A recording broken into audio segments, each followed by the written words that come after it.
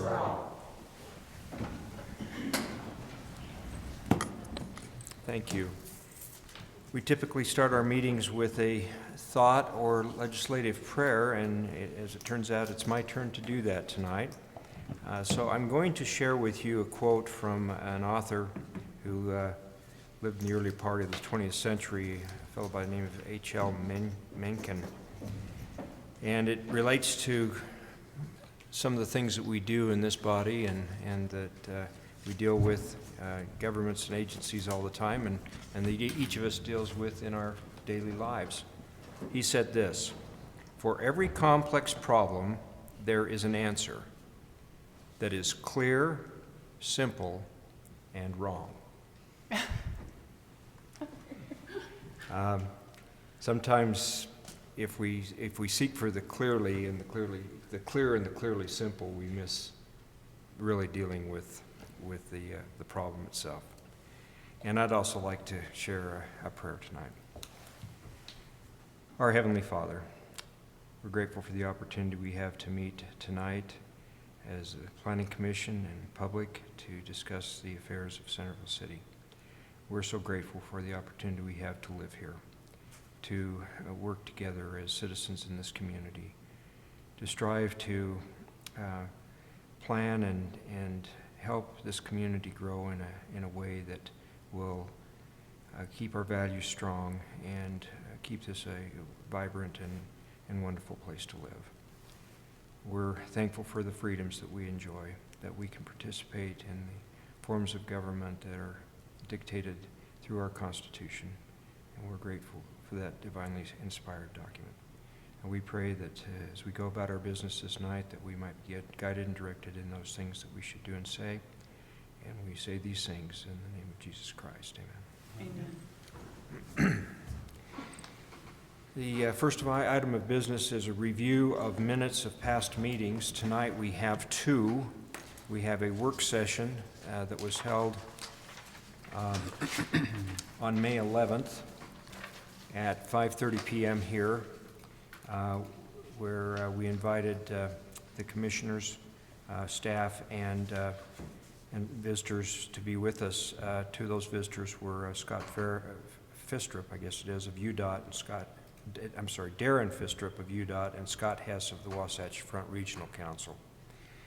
We'll just go through this page by page. If you have any comments, we can make some changes. So page 1. Page 2. Chair, I have a number of changes. I think the minutes look great. They're fabulous. And I just went through personally from what I was looking at on the staff report as well as the minutes. And I went back and just listened to the actual audio recording, because from my notes there were a number of things that I heard. And so I actually printed out something that I can just pass along to everyone. And then pass down to Kathy. Anything with a number before it will correspond to the number. Most of it's just adding in information that was said by UDOT specifically, and a little bit on, so it's somewhat confusing because I just typed it up real quick as I was listening. But one thing, so I don't know if I could do it page by page or if I should just. I think it would be good if you just walked us through this, okay, if you would, just so we have it on the record. Yeah, that'd be great. So for the UDOT, on page 2, lines 30 through 39, at first I was going through my notes and saying, he didn't say that first, and I realized he actually interjected lines 30 through 39 in the middle of when Scott was speaking, which is not a big deal. We can leave it the way it is, but maybe if we could just create a hard return on line 39, so it starts, Mr. Fistrup said Main Street. That way we can just remember that, I mean, we don't have to fit it exactly where it was in the thing, but as long as then we know it's two different things. And then, does that make sense? Okay. And I also think, after making these changes, I would be totally welcome to see it all again. And if people want to see with all of them in. So anything in quotations was a direct quote that he said. I think we talked about on page 3 that we could change the Main Street, but I think it's kind of important that we understand the actual width of the Main Street. He talked about having exactly 11-foot lanes and then 5.5-foot bike lanes. He asked us to consider if we would feel comfortable riding. Wider bike lanes would make it more accommodating, is what he said, and then we needed to consider all types of riders and bike lanes, not just your spandex wearers, and then there was the mammal comment from Scott and all that stuff. You put in there, we can work with you, so that didn't have a number by it. On line 6. And we're still on page 3, right? Now we're on page 3, yes. On line 6, adding in before Mr. Fistrup explained, because at the very beginning, he talked about creating the public right-of-way and not trying to take it away from people. And he said, with development, it would be good to require the distance to create wide sidewalks within the public right-of-way in order to keep the width of the pavement. So if you want to add that. Line 8. I mean, I think some of these words, the way he said it. Just real quick, I think that wouldn't agree. Line 6, with development, it would be good to require the distance to create wide sidewalks within the public right-of-way in order to keep the width of the pavement. Those are counterintuitive of each other. Mm-hmm. So he wanted us to keep, so he talked about. You have a choice to either narrow the road and get the wider sidewalk or expand the right-of-way to get the wider sidewalk. Right, and so what he said is right after talking about the 11-foot lanes, he said if we want to maintain the width of the street and also have wide sidewalks, I might not have written it correctly, and also have wide sidewalks, he talked about having an easement that would go into the public. No, that would be expanding the public right-of-way into an easement. And he said it would be hard because remember how we talked about if we expanded the sidewalks, then the owner, if they're mad at the city, could rip up the sidewalks. And then he said in order to prevent that from happening, with development, when development occurs, we should require the distance instead of having that person. Right. Does So that I think make sense? I think that's a better way of putting it. Okay, so is that you need to expand the right-of-way Okay. with development. Yeah, put it that way instead. That would be great. Okay, so line 8, furniture in the park strip is, quote, not a big deal as long as it is crash worthy. I think that's very important to put some of these things specifically in. We can just add that right in before he said on line 8. Line 17 was where he's talking about public elements and planter boxes. And the chair asked him, planter boxes, are you talking about planter boxes? Are you talking about benches, level gardens, street lamps? So I put that in quotations because those were not his actual words. That's what Chair Hershey asked. And then he said, it can be any, it just has to be breakaway.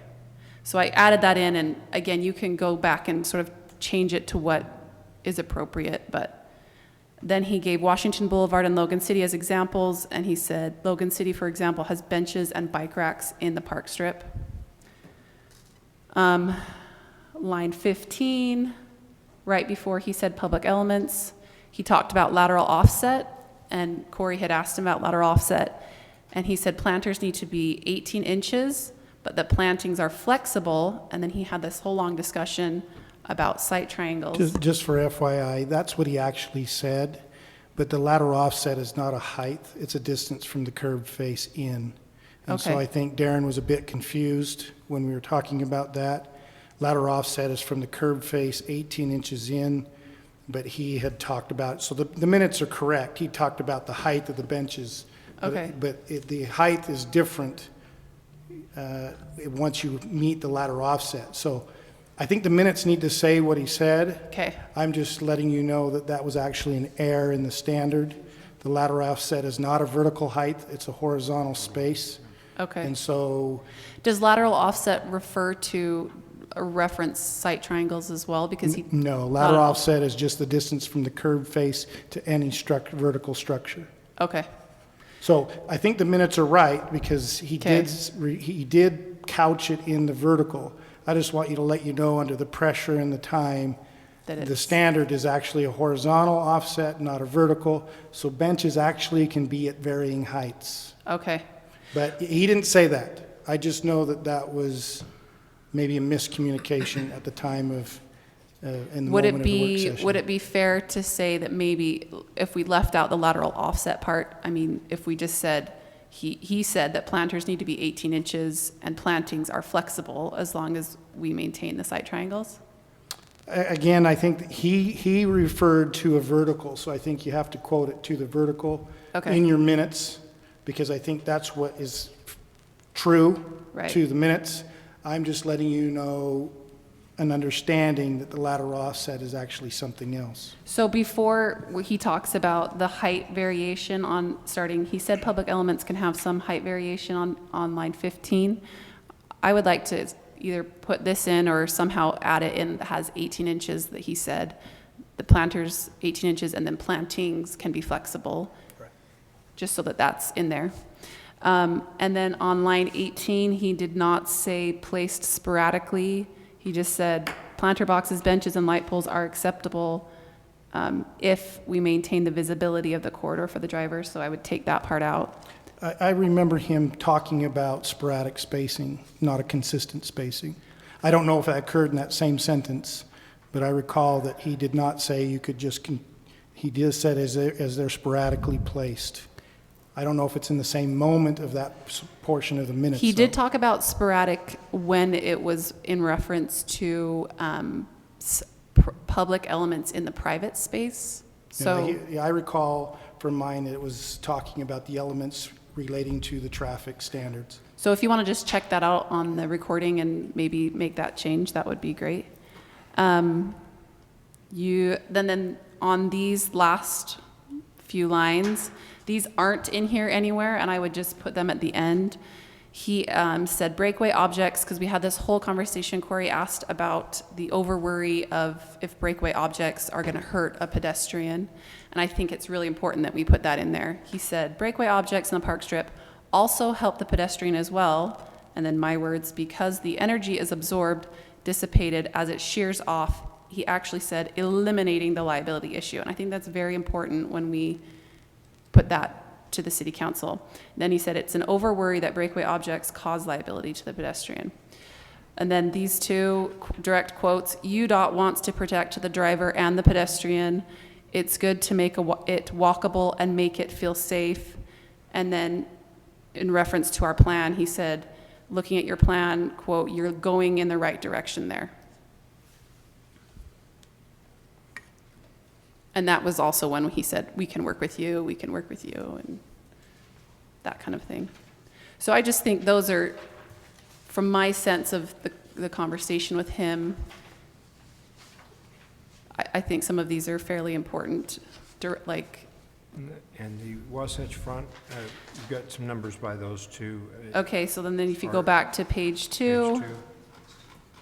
Page On line 2, he talked at first about active transportation, and that's a key term that both UDOT and Wasatch Front use, and I think it's important that we say that what he defined it as active transportation considers the needs of all users, including ADA, bike, and pedestrian users. And then on line 4, he said, Mr. Hess said that Main Street is currently designated as a priority bike route on the Davis County Plan, the minutes say Davis County Plan, Wasatch Front, and he also said UDOT, so I would like to add that there. And then on line 10, the Federal Highway Administration, it's also kind of important to put the controlling criteria. Yeah, I think you need to include in there the concept of the controlling criteria is narrowing Yeah. traffic lanes. So on line 10, you could either change it to say that or add that into it. And then on line 20, he talked about walkability in that last section. He talked a lot about walkability. And it only lists on the minutes human scale and complexity.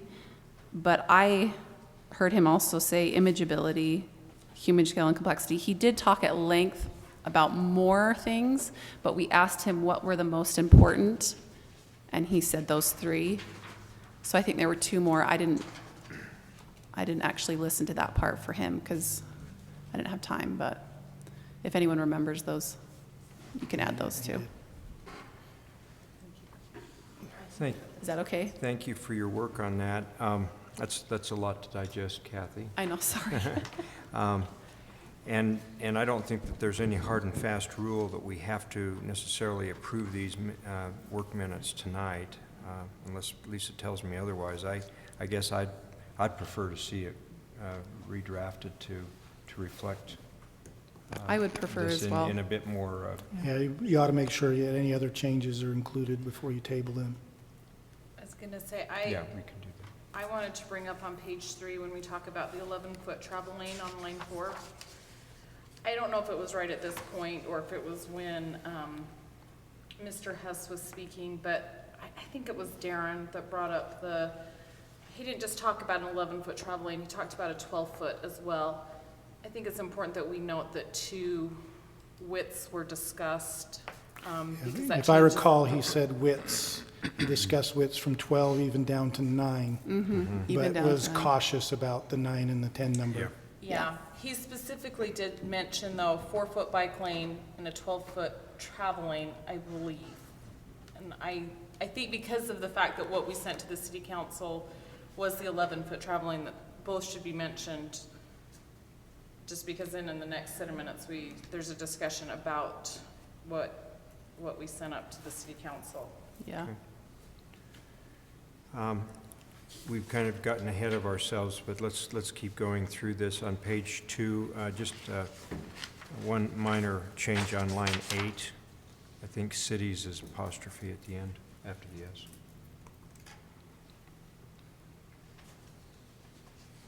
Anything else on page 2? Page 3? Anything else on page 3? Page 4. Okay. Lisa, protocol for tabling if we want to see Yeah, I these? think you can table the minutes. We do try to get them approved as soon as possible, but generally it's within a month, so if you want to table them for another 2 weeks, that's fine. I don't know what the consensus of the commission is, but I would move that we table approval of the minutes until we have seen the revised draft with the changes proposed tonight. I'll second that. Moved and seconded. Any further discussion? You know, one thing, Becky, did you give a copy of this to Kathy? I passed it down. Did Yeah, it make it to her? Kathy's got Because it. there was one sentence in here that you didn't address, and I think that it should be included, this comment, it's difficult to maintain consistency and maintenance of public things on private land, 3 lines up from the bottom, and I wasn't sure if that was supposed to go after line 4 on the second page. I wasn't sure where you wanted Yeah. that, but I think that should also be included. So I think I originally put that down because I didn't see it, and then I went back through and I looked at Kathy's notes and kind of felt like she sort of addressed It it, is but, addressed. I mean, if you want to add it in, I think it's still important. That's kind of a little bit more specific than what is in the minutes, so, yeah, that'd be great. Any other discussion on that?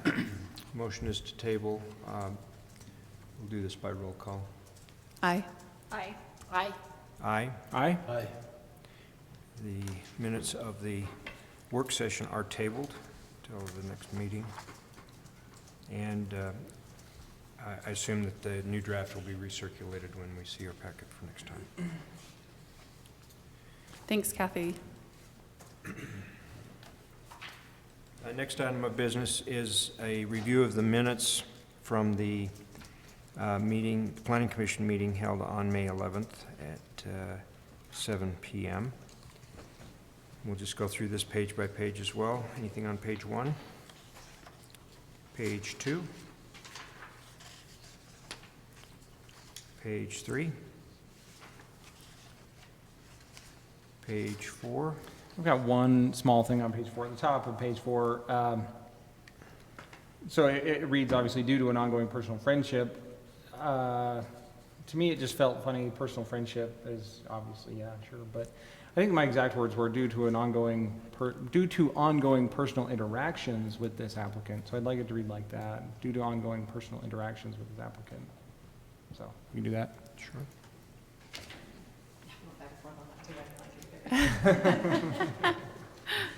Anything else on page 4? Page 5?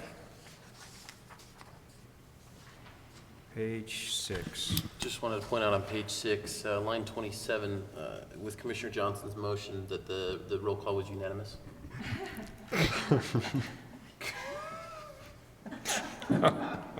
I think it says that right here. Was it unanimous? In fact, we could have it bolded if, On a more substantive note, But there's only a 6, not a 7. There was no mind games going on. on line 8, do we really call it a demolish policy? Or is it a demolition Demolition. policy?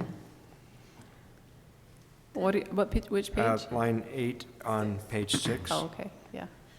And on line 9, I'm not an English expert, but it says bought the property and chose to demolition the home. It seems like to me that should Demolish. say demolish right Demolish. there. Those two were just switched, yeah. Just flip them. That's what I'm sure you intended to do. Catherine. That wordsmith correctly just did it. Any other changes on page 6? Page 7, if you will humor me, I'd like to add before Chair Hershey closed the public hearing on line 13, there being no others wishing to speak. Chair Hershey closed the public hearing. Any other changes on page 7? On line 33, where it talks about Chad Morris, he said he plans to build a garage for the existing home. Did he say he planned to build one, or just that there was room? There was room. Yeah, I agree. I actually listened to the tape. He said there's room. Okay. I agree. And it was his envision of that possibility. Yeah. Okay. Good catch. Anything else on page 7? Page 8? Page 9? Page 10?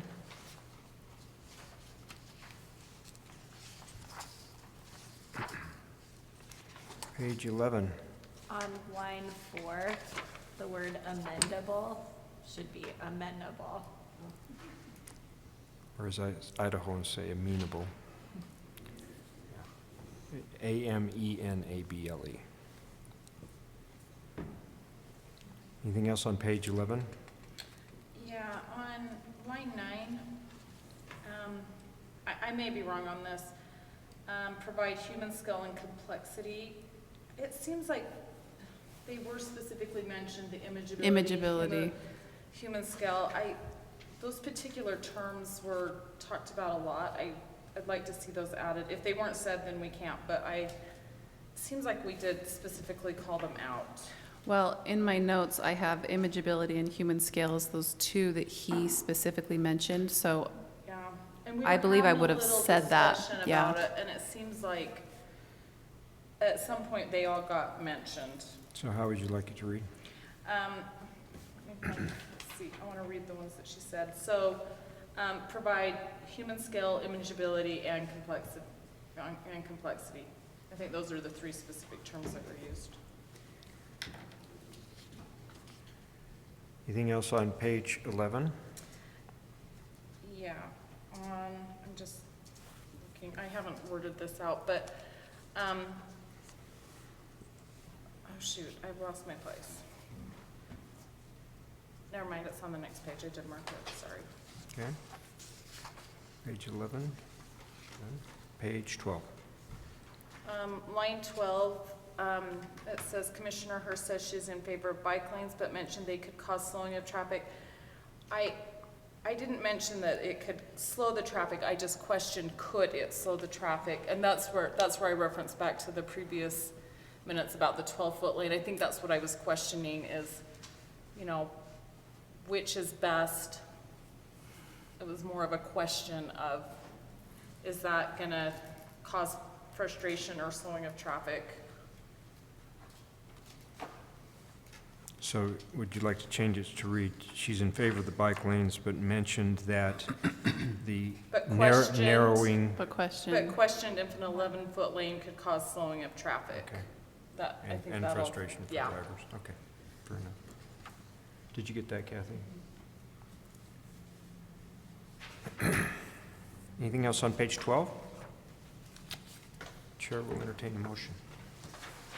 I move to accept the minutes As amended. as amended. Second. Been moved and seconded. All in favor, say aye. Aye. Any opposed? Thank you. Okay. On to commission business. The first item of business is is scheduled for a public hearing. Has to do with the consideration of a proposed zoning map amendment for .24 acres of property located at 142 and 144 East, 1200 South, from RM, residential medium, to CH, commercial high. This is initiated by Greg Pack, property owner and applicant. Staff? Okay, thank you very much. This property is on the very edge of Centerville and Bountiful.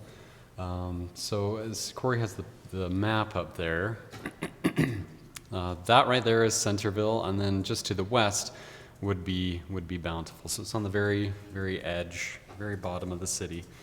So this, looking back at the zoning maps in the history, we noticed that this was zoned C1, and then it was changed to C2. So both of these are commercially zoned properties. And then in 2003, we found that all of a sudden it became residential medium. The interesting thing is, ever since kind of the beginning of the lot being developed, it was a commercial type of development. So staff doesn't know if it was just maybe a situation that occurred in the time that it just accidentally became residential medium, or it was just kind of missed there. But it is, in fact, a commercial lot, and the property owner has been using the commercial lot, but for the last couple of years it's been vacant, and they would like to reuse the property as a commercial property again. So that's why they need to come back to get this rezoned to the commercial. So if we look at the general plan, it actually calls this out as Neighborhood 1 in extreme South Main Street area is what it calls it out as. This area, it states that it is inappropriate with medium or low density residential development or with commercial uses. It also states that any development in this area should be carefully designed to be compatible with existing development within the area. And although that it's to the west is Bountiful, as you notice, they do share a parking there. There's a kind of a parking lot in the middle there. And so in order for it to be compatible with the rest of the area, staff believes that it makes sense to just keep it, commercial within that site. It also makes just a transition from we have medium to high as we get closer to Main Street. So it makes sense to also be a transition zone as well. One thing that we wanted to look at is if it's in harmony with also the rest of the neighborhood being within Centerville. And as you notice, across the street is commercial, and then you have the residential medium on the other sides there. And so staff doesn't believe that there's any negative impacts in creating this lot to be commercial, since it already is commercial, and actually perhaps by remaining commercial, it will help kind of revitalize that property within the future. So staff's recommendation actually is to rezone that property as a commercial high to be more consistent with what it has been in the past. So that's our recommendation tonight. Thanks, Brandon. I'm having a hard time orienting this property with the surrounding zones. So could you walk us through that a little bit? Yeah, so if you notice, so right, Red is. yes, there's the old Dick's Market area, so that's Okay. commercial high. The church also, Catholic church there is also Mhm. It's Episcopal. Episcopal, sorry. Sorry about that. That's also commercial high. And then there's just a regular commercial building just to the north of this lot. Yeah, you're just seeing the Centerville boundary by Mhm. zoning. You're not seeing Bountiful zoning overlaid here. We don't have Yeah, that right. information. don't have Right. that information. Yeah, I figured that there probably was other zoning in the neighborhood. Yeah, and then So if the you yellow look at is- it, the hard property line, there's two, this is the property line between a commercial piece in Bountiful and what used to be a commercial piece. And this is the end of the subdivision, the duplex subdivision. So that's multifamily right So there. this is Yes, multifamily yeah. here, this is a It's a duplex here. duplex. This is the hard line between the subdivision. plan. And those are existing structures on the commercial. Right. Mhm. And these are existing structures, so the actual subdivision plat ends at this boundary of the duplex zone. So this lot is sitting independent from the subdivision adjacent to it. And looking at it, you may even think it is part of Bountiful, just because it is a part of that other Yeah, commercial. I perceive when the citywide map, because there's no minutes addressing this that I found in particular, Mhm. I think most people felt like, oh, that little commercial plot's in Bountiful, we start the residential subdivision, so we'll move that to the, everything to RM. And it just, that line was blurred in the 2003 overall city redraw, converting our zones to new labels. So if it was specifically intended, it's not clear. And the specific quarter acre that we're talking about. It here, sits right here. And that's that whole piece. That's that Yes, whole uh-huh. piece. And it currently has buildings on it? Yes, has yeah, it has buildings. existing commercial buildings that are vacant currently. Oh, but- the buildings are vacant. And the you lot- can see our city Yeah, the lot boundary, is not. our city boundary line actually follows the west end of that lot. And you can, this is a center line of streets, but you can see zoning picks up to the commercial high north of it. So I suspect that if everybody clearly understood that all of that corner was in the city, it would have likely ended up into the CH. Okay. But you get to make that call because nobody's And clear. Bountiful's adjoining zoning is CH? Commercial. I know. It's just commercial. yeah. Do we know how long those buildings have been vacant?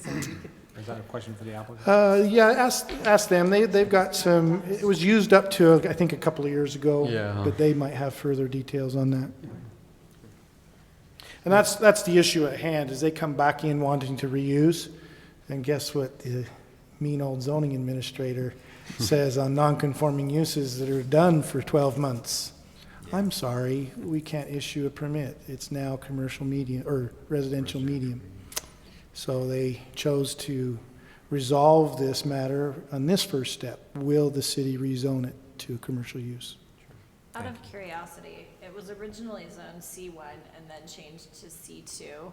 Can you remind me what that means in terms of how we zone it now? Commercial medium, commercial high? What was the C1, C2 designations? C1, C2, C3 are not exactly matched, but think of it as commercial low, C1, commercial medium, C2, commercial high, C3. We use now commercial medium as our lowest commercial. So we don't have a commercial low zone, we just commercial medium, and then we go to commercial high, and then we go to commercial very high. So, but the C1, C2, C3 is roughly proportionally that. So height. commercial high would correspond to C2, Commercial high would correspond to the C2. because there's 1, 2, 3. And is that close to Bountiful Commercial? I'm just wanting to make sure that we're, since they share. I don't parking know lot. all the uses of Bountiful's commercial zoning. I know that's a law office and just, an office type use Okay. there, yeah. Other questions for staff? We turn some time over to the applicant, if applicant is here and would like to come forward and say anything. We do have some questions for you, so why don't you come up?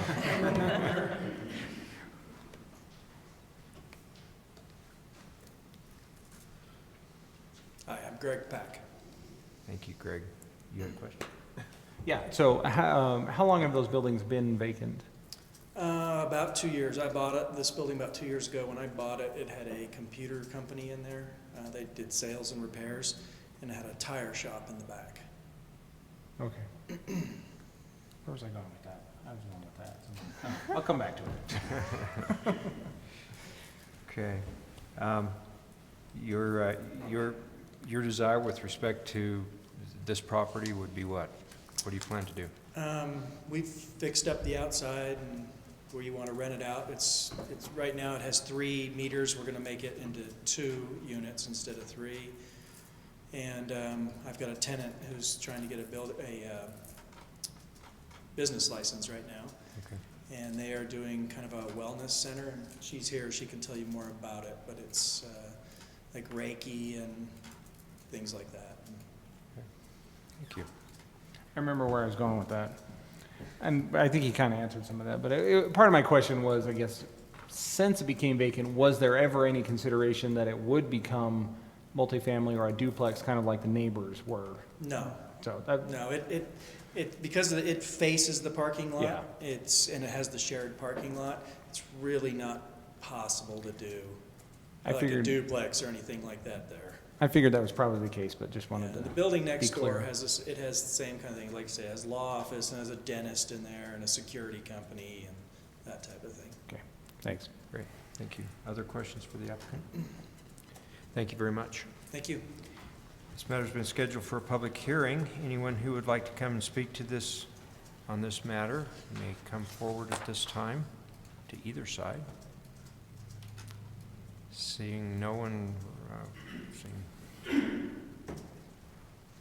if you could just give us your name and, My name's Craig Adams. I'm in Bountiful. Just at the other end of the street in Bountiful, just east of this property. I just came because I saw the notice. I think that's a good use of the property. It's been vacant for some time. It'd be nice to have them in there, and I think the improvements you've already made are benefit the neighborhood. So I think that's a good move. Thank you. thank you, Mr. Adams. Appreciate that. Anyone else? Seeing no one else coming forward, we'll go ahead and close the public hearing. Further questions for staff or the applicant by the commissioners? Okay, Chair will entertain a motion. Mr. Chair, I hereby make a motion for the Planning Commission to accept the zone map amendment for the property located at 142 and 144 East, 1200 South, from residential medium RM to commercial high CH, and to recommend approval to the City Council with the findings A through C, as in the staff report. Second. It's been moved and seconded. Any further debate or discussion? Let's go ahead with Commissioner Johnson. if you'd Aye. like to start. Aye. Aye. Aye. Aye. Aye. Motion passes. Thank you.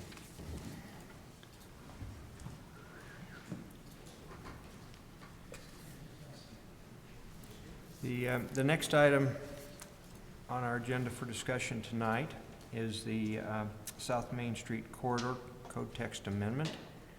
Consideration of the amendments for the South Main Street Corridor Overlay Ordinance, which includes the City Council's directives and changes to the South Main Street Corridor Public Space Plan. I'll turn the time over to staff.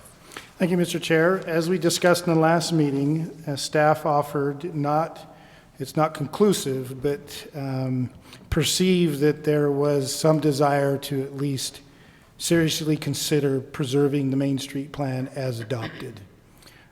So under that assumption, staff went back to create a working motion for you to look at in what you would send to the council. Again, this is not saying that you have foregone the conclusion. I think your debate is there, but at least a start to talk about the idea of whether you would send up such a recommendation to maintain the plan as is. So I put in the motion to talk about maintaining it and keeping or preserving the plan as is, which in parentheses is a denial of the motion of the city council back in January to change those two elements. And so that's what you're debating, is whether you want to reject those suggested changes to the plan. I tried to, because it wasn't as concise, I tried to summarize as you written to you requested additional information from staff. We provided a report to you. I decided it was important to at least recall and summarize that information again for you so that you can keep that information in your mind as you debate this. I also chose in the staff report to go through the minutes. This is not a verbatim and a point-by-point argument. It was just me looking at the minutes and saying, what's the general gist of the topics? I felt that was important to at least remind you, or at least you work off of those concepts there. I don't think it's important from my perspective that the staff has a verbatim comment from every individual in that work session. It's my version and bullet points of what was talked about. I think what's important, though, from your minutes review, from the staff report, is the construction of any findings. And so what I try to do is prepare the motion as you would be rejecting the council's suggested changes and asking to preserve the plan as is. I included that you potentially would want an amendment to match the bike lane discussion from the work session. And FYI, a memo has been drafted and given to the city manager, and they're scheduling that motion to the city council shortly. I don't know the exact date, but that's being worked out.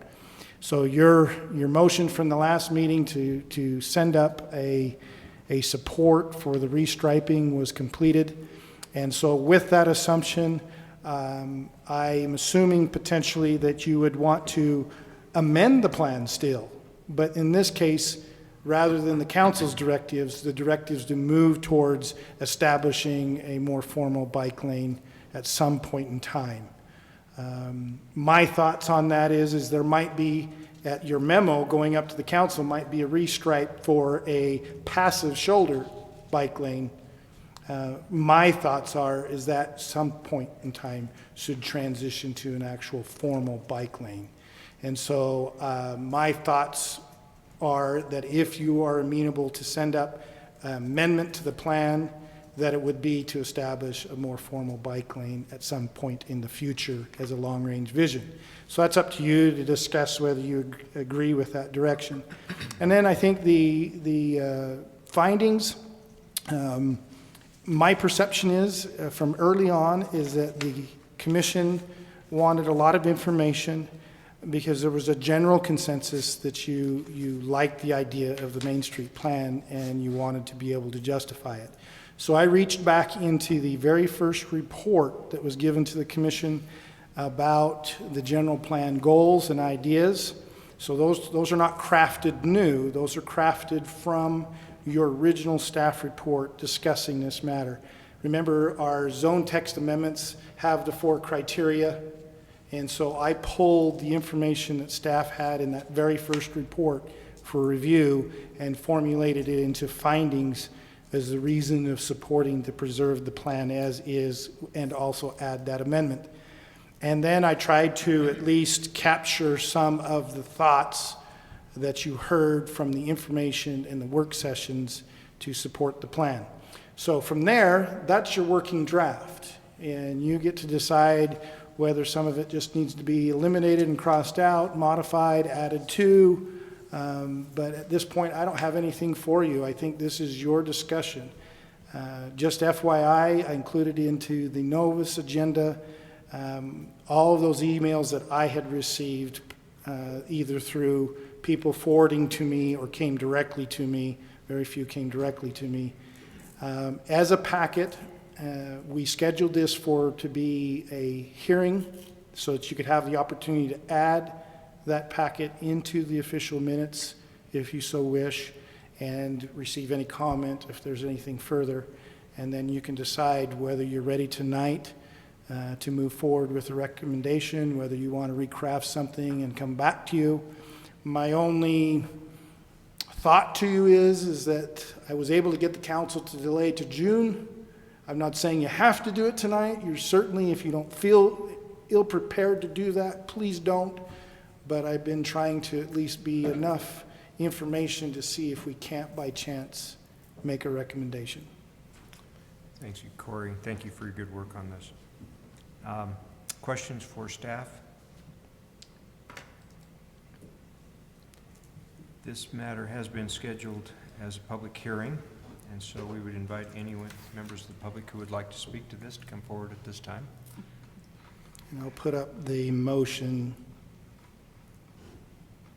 And as Corey mentioned, there were a lot of emails sent. I believe that all of us received them from time to time, and as we've been encouraged by Corey and staff, and Lisa and staff, I should say, we've been forwarding these to Corey, and thank you for compiling these. I must say, many of them were well thought out and well written, and you can sense that there's a sense of an emotional tie to our Main Street here that I'm not sure we have heard in some of our past public hearings. So I would make a motion right now that we adopt the written comments that have been assembled by staff and place them in the record. I second. Any debate or discussion on that? All in favor say aye. Aye. Any opposed? Thank you. If there are no other members of the public wishing to speak on this, I'll go ahead and close the public hearing, turn it back to the commissioners for discussion. Who wants to go first? I do. So I really like walkability and I like the public space plan. However, I don't think I can support this recommendation by staff. And it's something I've talked a lot about with some people on the Trails Committee and a few different things. Just for fun, it's a Yeah. recommendation drafted for the commission. Yeah, Corey's heartfelt recommendation that he put in the. I just feel like the planning, maybe training that I've had, just tells me that if we want walkability, we reject some of the real healthy elements that make for healthy walkability, like density and transit. And if that's something the city can't quite stomach, I don't know if I can get behind the Main Street plan as a way to kind of like a Hail Mary for walkability type of thing. That being said, I so highly respect my fellow commissioners and their work on this and Corey's work, and I'm really excited to see this tonight. Thank you. All right, I'm gonna jump in and comment on that. I think we may be dealing here with cart before the horse or the horse before the cart type of situation. And I know that that's been a concern for us in the past as Planning Commission and with the City Council. However, we can't, I think we've spent way too much time letting the market dictate how we plan our city, and rather than planning the city and allowing the market to grow into those plans. And I think a well-designed public space plan for Main Street will encourage the type of development along Main Street that we want, rather than wait for the market to develop it and then hopefully get something done. I agree. Other thoughts? I'd like to make a couple of points. So two things. One, the city council, whether we agree with them or not, asked us to review these things. They didn't like certain elements of the plan, right? And part of my thought is, and I brought this up a month or 2 months ago, whenever we talked about this, with this as as a compromise between the city council, who wanted to eliminate all sorts of stuff from it seemed like, and what the plan was, to say, okay, this is something that we can maybe find some middle ground, some common ground in between and say, look, we understand that you don't like this stuff, but there's some other things that we can still do to make it work. One of my concerns, of course, is that by basically making this recommendation or, this motion here is that we pretty much just tell the city council, yeah, we don't really care what you think, right? I'm concerned that might be a message that we would send to them. And that's not necessarily a message that I would like to send to the city council, especially as we try and pursue some of the other goals that we have outlined for ourselves for the rest of the year, maybe some more active planning, less time spent approving rainbow snow shacks and things like that, right? That we need the city council's buy-in with some of that stuff, but if, they don't feel like we, as planning commissioners, care what they think, then why did they care what we think, right? So part of my thought is that I kind of wish we would take a little bit more collaborative approach with them, or something that we could find some middle ground to them instead of just flatly rejecting what they were saying, it seems like. And then the only other point that I'd like to point out with this is I do have some concerns about walkability is great, and I love walkability, but again, I think I've pointed this out before, is that on Main Street, other than kids going to and from junior high, who's walking where? And the short answer is nobody, nowhere.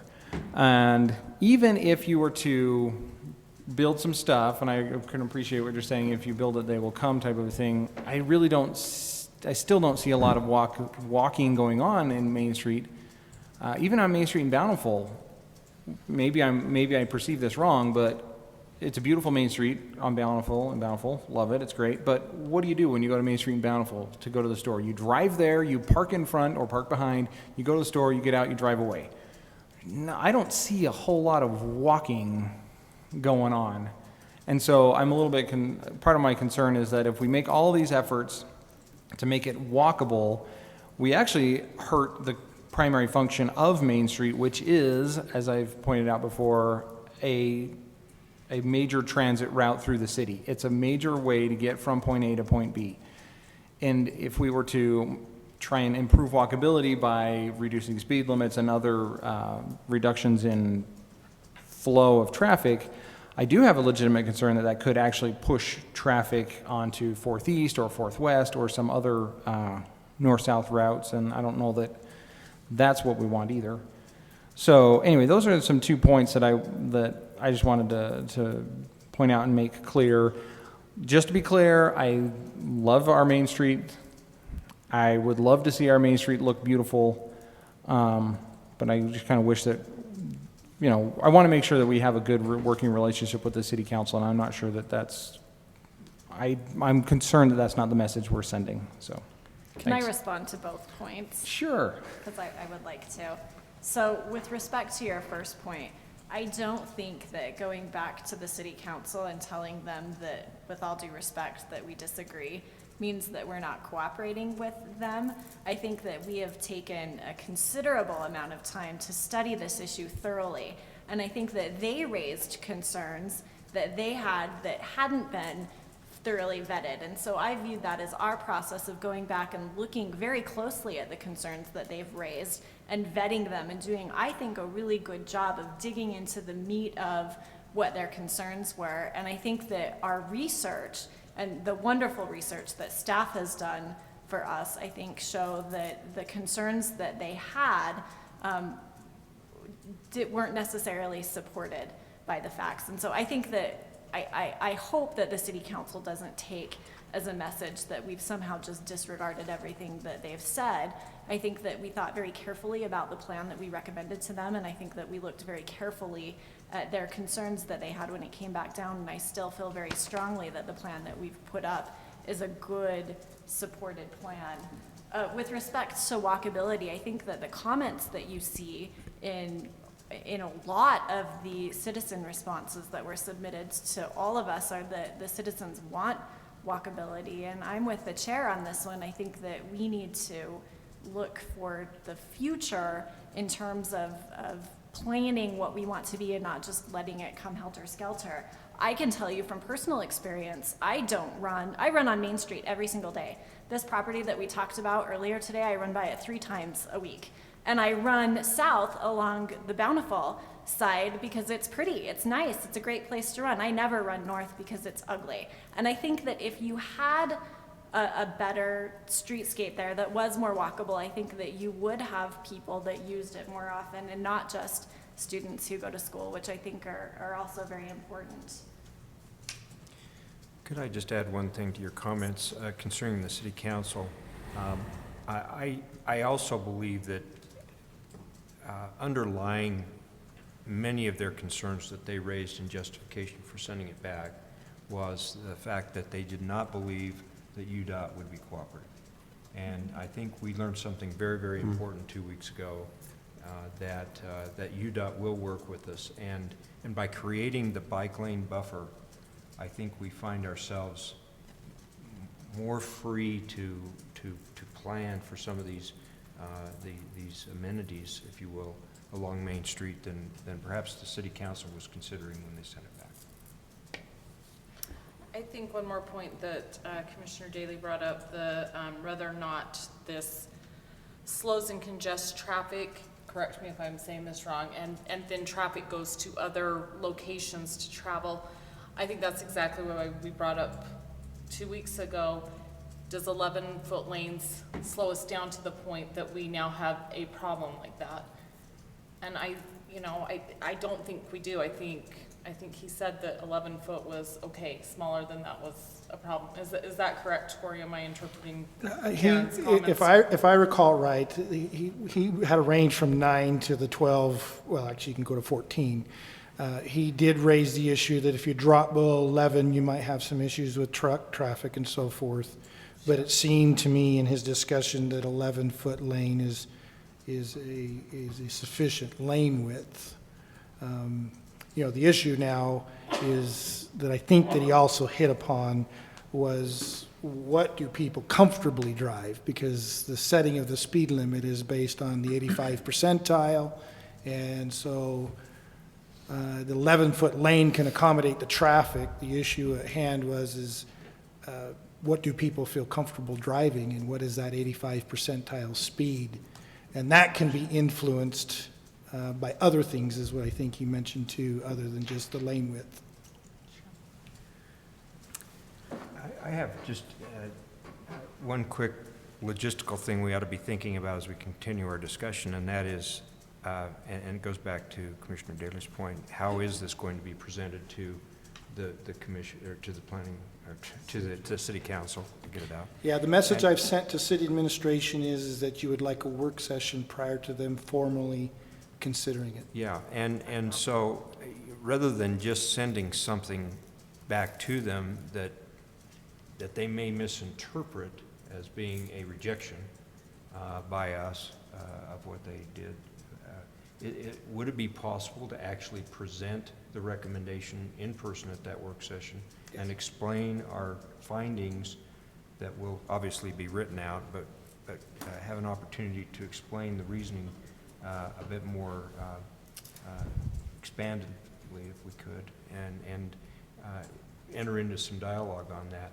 Is that appropriate, Lisa, to do that? Yeah, Yeah, I think you could do that in a work session. just so you know that the city manager is tentatively looking to approach the council on their 21st meet. Is it the 21st the council has a meeting? Yes. They're busy with budget right now. Yeah, Obviously, just so you know, that's a tentative plan, but we'd get back to you on that. you could do that in the work session, and obviously in the business meeting, they'll have to have the public hearing, so staff will have to present that again, so that the public, if they weren't there at the work session, would hear it again, but I mean, just basically the staff report presentation. Right. Well, and I'm just concerned that if we send something up in writing, that there's no way we can expand the written word to the point of them really understanding the basis behind some of the findings that we come up with. Well, I guess my recollection, did the council really give you specific direction to take this out, or that, my recollection is they just said, look at these two elements? I think They wanted to redlined them. remove them for liability. Yeah, they redlined them primarily for liability, but I think there was other reasoning behind it, and it would be nice for us to hear what that reasoning was. Right, there's probably other things. The first staff report has the minutes, and they were highlighted to the commission, and they wanted the removal of the bench and the landscaping issue, and they wanted to change the lights to the private side rather than the street. Chairman, my only concern there is there's probably no better representative for this plan than yourself, and I don't know if you're on the right continent for us to do that. I'll be in the right hemisphere, but, Not close enough. well, we can talk about dates at another time, but I didn't mean to stifle discussion on this by any means. I just thought we should be thinking about how we want to present this. Can I add 2 comments that I had to this very excellently drafted motion by Corey? I was very appreciative of this proposed motion. Heartfelt. And I agree with the chair on this. I think that it would be much better to be able to talk to the city council before we necessarily put anything up in writing. But I'm going to get my 2 comments in on the proposal just so it's there and I don't have to worry about it anymore. On suggested reason B, in addition to providing human scale and complexity, I would also add imageability. Was that D? That's on B as in It's on boy. B.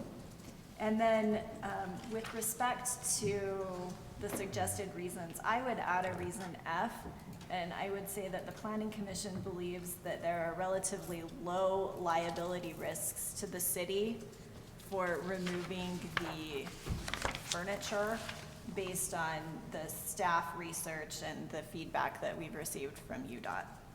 That's exactly what I was going to propose. Great minds think alike.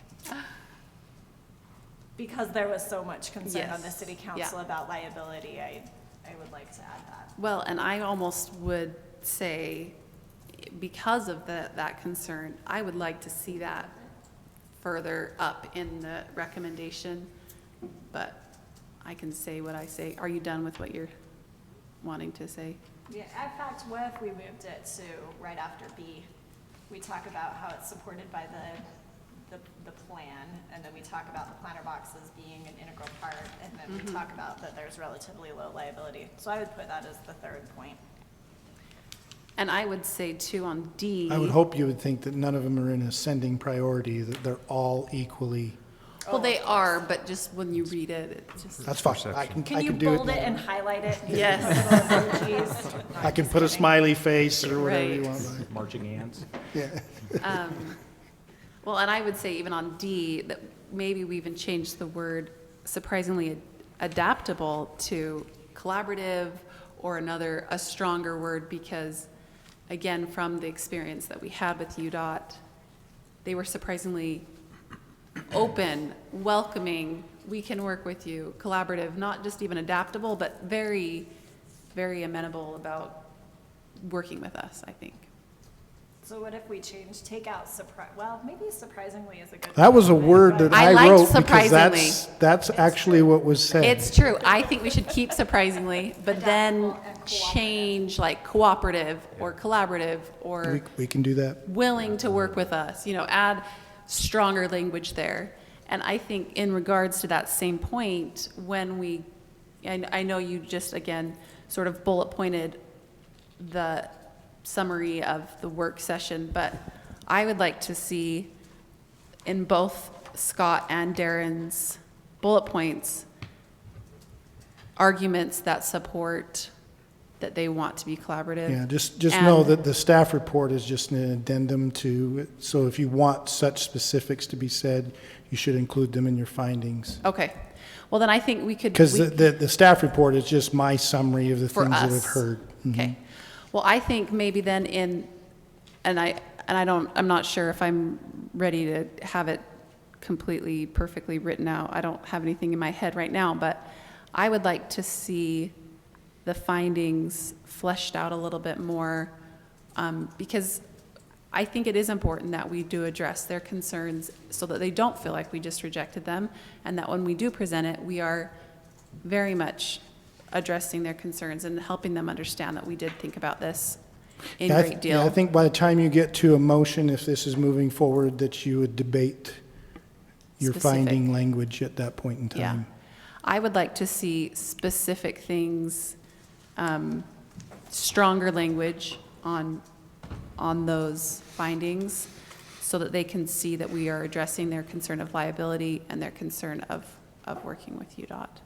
I was also going to say, in response to Commissioner Daly, I do think there is a misconception that no one walks Main Street, because even if, let's just say hypothetically, no one besides the kids walked Main Street, I still feel like it is important for us as citizen planners to consider the safety of those children walking Main Street. But I know that's not the case. I know there are more people that do, and that if we as citizen planners look ahead to our civic district, to our museum, to what we see happening in 10 years in our city, then we really would want this to be an area that allows for people to have that active transportation. And I think that's really key, because both UDOT and Wasatch Front talked about active transportation as being, the road is not just for the car, it's for bikes, it's for walkers, it's for transit. And to that point, I just wanted to go publicly on record and say that for summer months, I am going to either take alternative transportation or walk to our Planning Commission meetings to raise awareness for walkability along Main Street. And if anyone would like to join me, that would be fabulous. But you might see me on my bike coming here for the weather permitting, the summer months, upcoming June through August. So just Can wanted to let we you know. treat it like a tour of Centerville, and I'll ride behind you on my motorcycle with the video? Yeah, there you go.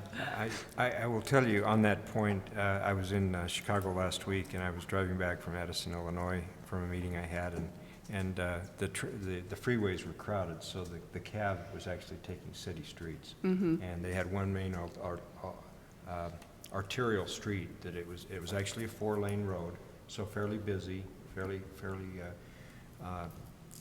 not terribly heavy traffic, but it was fairly fast. It was probably a 45-mile-an-hour speed limit through that area, and it was just, you know, warehouses and things, and some kind of rundown areas, and nobody walking around, and all of a sudden, I came into a section of that road where, and it probably was a different town, where they had planter boxes and sidewalks were paved, and they had some benches and things like that. Same type of buildings, but people were actually out walking around on that.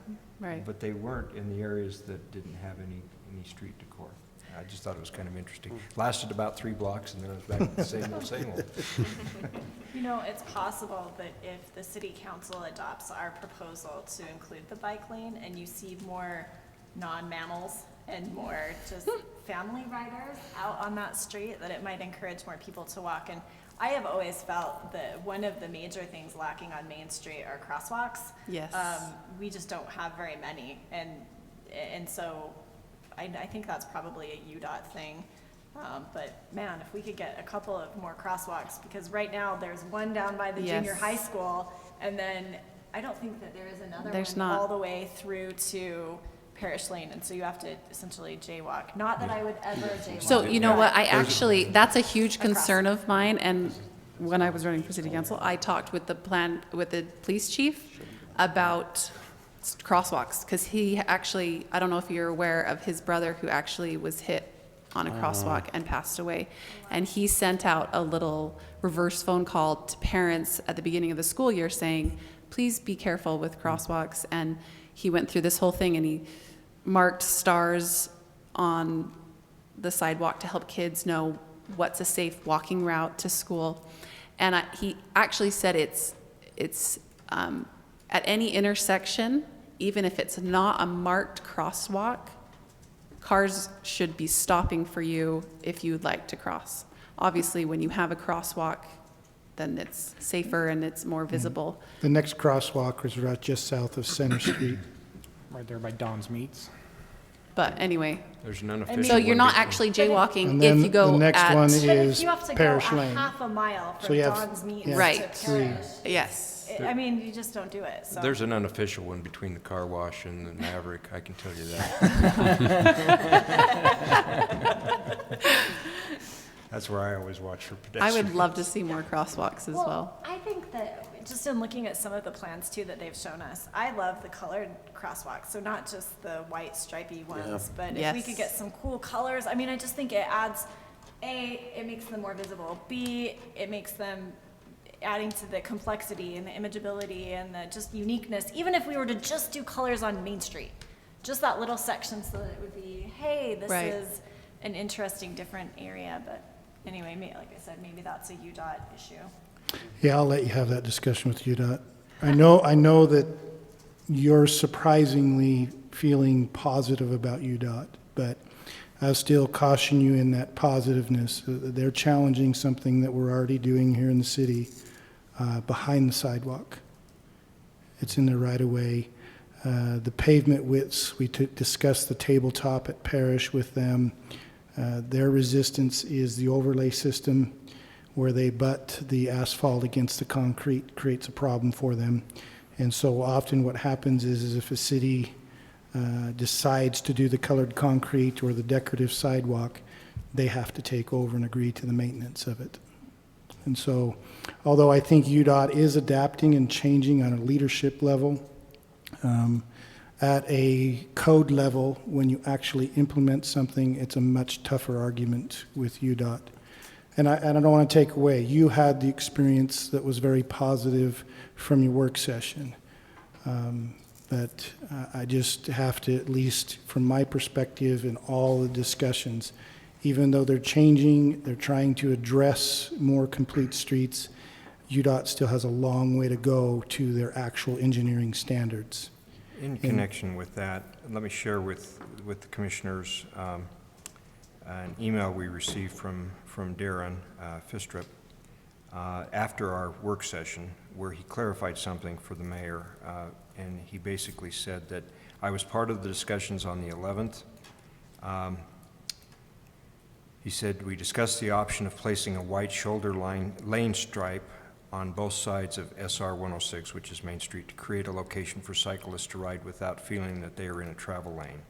I suggest that for right now, we place the white shoulder stripe to create the area for cyclists to ride and see how it works out before designating it as a bike lane. And then he goes on with some discussion as to why that would be, because of cost issues and so forth. Right. But I raise that only because I don't think that that's different from what he said at the meeting. I think it just clarified that it may be a while before UDOT, fully adopts this. Embraces a formal bike lane. The whole thing. Right. Now, on that point though, I've noticed ever since our work session, places in Salt Lake where they have this cycling lane that's designated. For example, up Victory Road and around the Capitol building, they don't have bike lanes per se, they just have a shoulder stripe. Right. But every so often, they have the bike decal in there. Mm-hmm. It's not designated with double striping, you don't have the signs up or any kind of curbing or anything like that, like they have down on Fifth South, but they do periodically have these little designations. One of the concerns that was raised at the last meeting was, will this striping create some sort of idea that there's parking along Main Street? Is there any money through Prop 1 or through the Trails budget or something where we could take it upon ourselves, and would UDOT allow us to do it, to put those decals every 100 yards or something, so that at least there's some notion that this is designated as a Yeah, there's certainly Prop 1 money. The city is looking at a project that was done with a different grant system to finish out the frontage road, and we're looking at the prop money right now with the Trails Committee to take the bike lane on the north frontage road and use the Prop 1 money for the south frontage road. So that's certainly a funding source depending on all the competitive areas trying to do that to look to a bid. They're running that cycle on a 3-year cycle, though. So the request was to have the first 3 years by June 1st. So that's something that's funding and maybe running on a 3-year cycle. So, plan the future, and it might be there. Yeah, I think that's something that they do. There's different class distinctions. If you do a formal lane, there's a specific manual standard. You have to have a certain, it's 5 feet. The bike lane is striped at 3. The area designated to hold the bike lane is a 5-foot width, and they have the painting. And then you have the issue of where that distinction has to break down to a lower class, particularly on right-hand turn pockets and so forth, to handle and yield to bike and pedestrians. And that type of painting is there often in the different classes to try to ensure that you're to allow the bikes to go through in your parking. So, but I think that's what Darren is saying in his email is in the report, because I had written a memo to Steve, the city manager. The city manager contacted him directly for clarifications before he takes this to the council. And what you're hearing from Darren is we can create that informal bike lane for now under the budget that they have. Anything further would be a different discussion. And I think the different discussion is funding. The different discussion is also, does UDOT feel comfortable moving to a bike direction under that? And then the discussion will be likely the city helping some funding of anything beyond the shoulder stripe. So I actually have, but my concern is that suddenly people are going to start parking there. I know that we have to take this piecemeal because of the funding and that, but I also know that the Trails Committee is really good at finding money. And Eagle Scout projects too. I was talking to a couple of them. They are good at finding, they've gotten several funding sources that they've just applied for. So I would actually really love to see it just a full bike lane, because Darren was very welcome to the 5.5 foot, not even just the 4 foot. He talked about all these different things, and I just think it would be a problem if we just sort of did it halfway and then people started sort of parking there, and then all of a sudden we're going, well, this is a bad idea to have this bike lane, and it would kill it before we even give it the chance to do what it needs to do. Would it be very expensive to do this kind of decal and to plot out where we would put it? I guess I look at it as a fairly inexpensive solution, but maybe I'm being too Pollyanna over here. That's relative to how much UDOT has in their budget towards the projects. You're looking at UDOT's overall budget, not budget money amount. Their planned roads is $3 billion. Oh, and I was thinking And so, more along the lines of us. yeah, top so 190 the issue or from whatnot. UDOT is can we get some funding in projects that don't go through? They often have a pool of money at the end of a cycle that gets unused. And then those are projects that get bidded around to other cities to add in. So that's one funding source UDOT would look at. The other funding source would be, is the city upfronting any of that cost? Or a public-private thing. You talk to the bike clubs, the scouts, the others, and say, we can get this stripe, but somebody's got to step up and help us decal it, or. I think that's a great solution, and I think we have a very active Centerville Farmington Rotary Club. They put in the whole disc golf. They've done everything up at the park very north in the city, the Freedom Hills. They're very active, and that might be a good source of even funding, or. Yeah, I think it would be more funding if you're looking at an actual official striping project. The traffic control and the associated issues is going to be performed by UDOT. But the funding is one that can be creative. Yeah, I recognize that UDOT would still have to give permission or actually do it because they have the cones and the equipment and whatnot, but it seems to me that we could really put something together to help. Yeah, I think Facilitate getting it done. my position is if we're going to do a bike lane, we should try to find a way to complete it. And I think that's something that you're raising the concern here. I think that's a discussion to have with the council, and the council ultimately needs to detail a response back from UDOT and the timing and the costs and the collaborative partnership that would occur, and then see if we could make that happen. I've got a great idea. Let's have the biking clubs put a float in the parade, in a little booth in the park. We could raise those funds in a weekend. But, I mean, striping I like from, it. there's always a cost because it's a manpower cost and traffic control issues.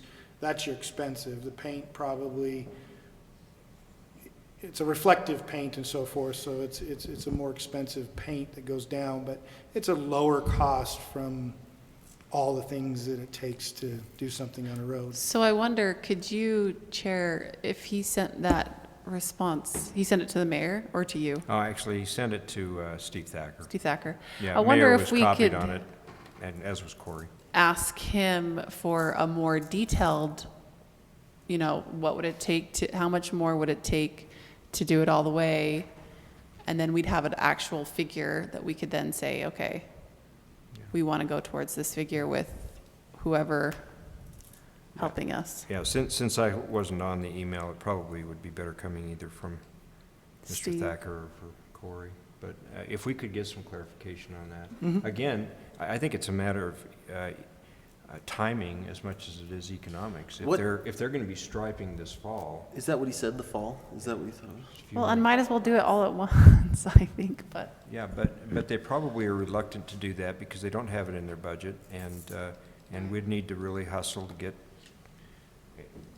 serious about getting organizations involved and getting some funds raised, and perhaps if we could demonstrate our ability to do it without incurring additional costs to the city or UDOT, we might be able to get it done at Right. the same time. And so I'll talk with the city manager about that and the timing of the memo to the city council. Right, and maybe I don't know if it's the consensus of the commission, but maybe encourage him to actually put something like that in the memo as a desire on the part of the commission. Yeah. Okay, well, where do we go from here? Do we want to refine what's in front of us? Do we want to keep this as our standard and perhaps suggest some further findings after we've looked through the notes again? Get those to Corey and come back with a refined motion? I would feel more comfortable doing that, and I think what I would like to do is look at the minutes from, one more time, just look at, and I can just do that myself, or we can all individually do that ourselves, look at those minutes again from when they brought that to us, so that we can be very clear on what were their concerns, liability, working with UDOT, or whatever it is, and then when we present this, address those concerns first and foremost, and then with findings underneath each concern, so that they understand that we've thought through everything, and also so that it's a clear argument. Now, you mentioned, Corey, that the city was going to be busy at their next meeting with budget issues. Yes, So they it's will be. probably toward the end of June before they would be prepared to even do a work session on this. Yeah, the tentative plan was to do a work session on June 21st is their next council meeting, I think.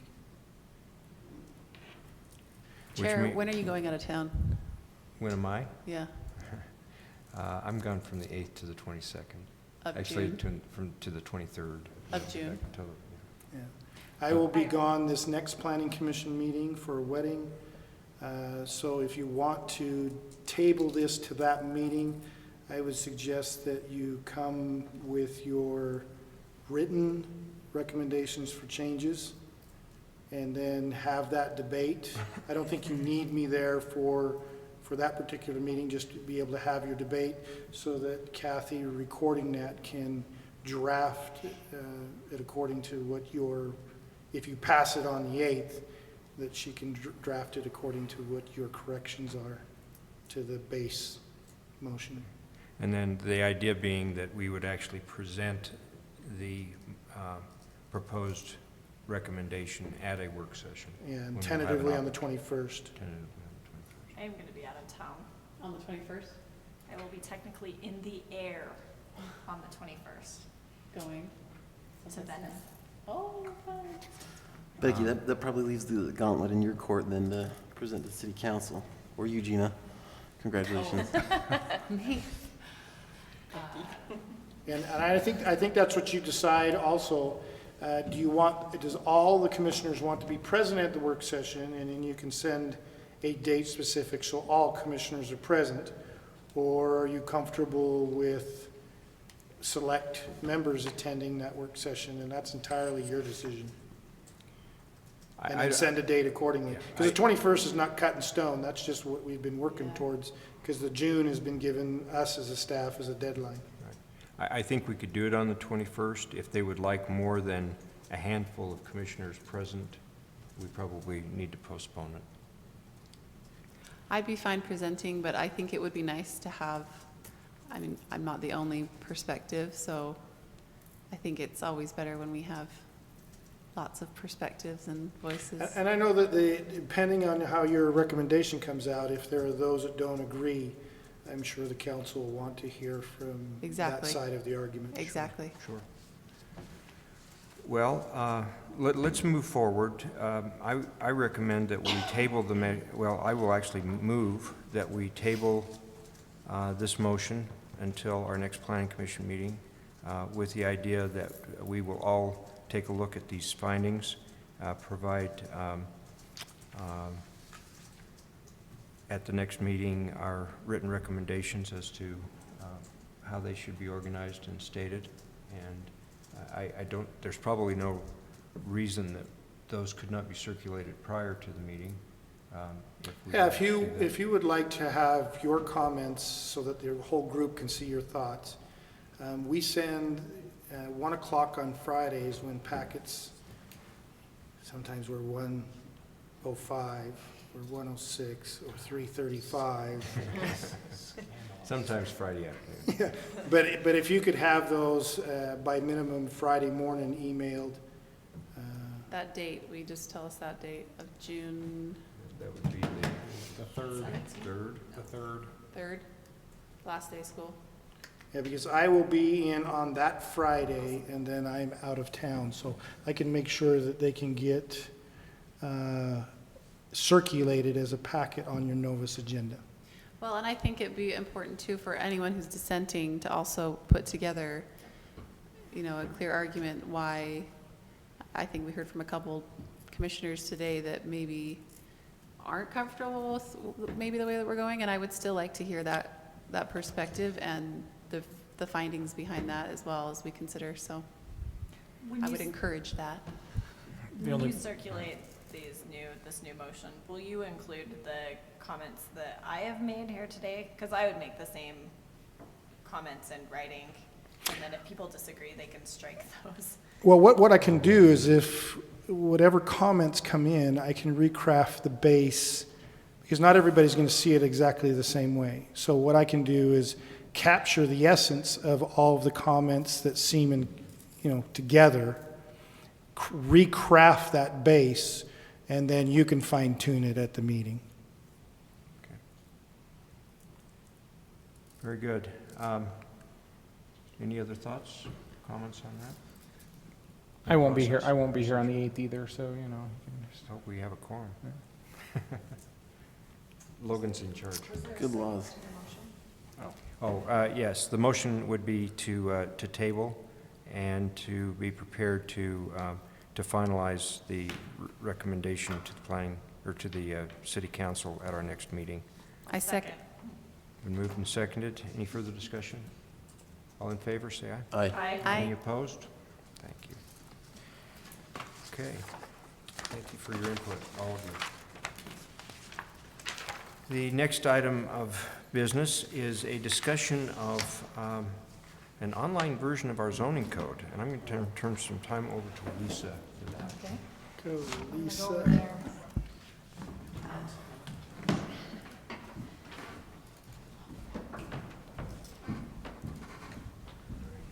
And Lisa. Do you have Google Chrome up? No, just to Google. You type in there. That's a good idea. Cold water. Oh, man, where's that? That's genius.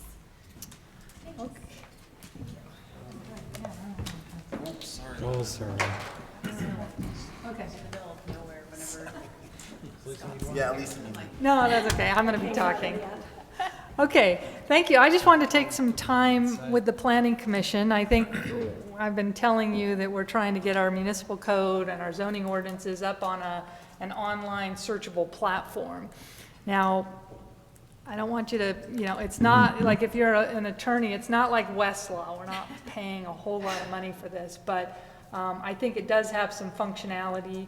But the theory behind it is, at least the way they're drafting it, is trying to keep the formatting to a minimum so that when you make changes, they're really easy, and also coming up with a standard numbering system. So this page will be linked. So this is hosted by Municipal Code Online, the company we've contracted with for 5 years. So they will host this page, so it will be searchable from wherever you are, as well as stored off-site, which I always like having another backup. So right now, they're just showing the books. This would be the public portal. We'll have our municipal code and our zoning code, and then we'll have our general plan. Later, we might have our fee schedule or our standard specs, so they can add any books here. They kind of call them the books. So what you would do, I'll give you this link. It's just centerville.municipalcodeonline.com. It's actually just live. We're not hiding it from anyone. We just haven't given out the web address. But you go to the books, and then you can just click on the zoning code. So we spent a lot of time getting them to put it up, so they have to take it out of PDF or Word and put it into HTML and convert it and get it on here.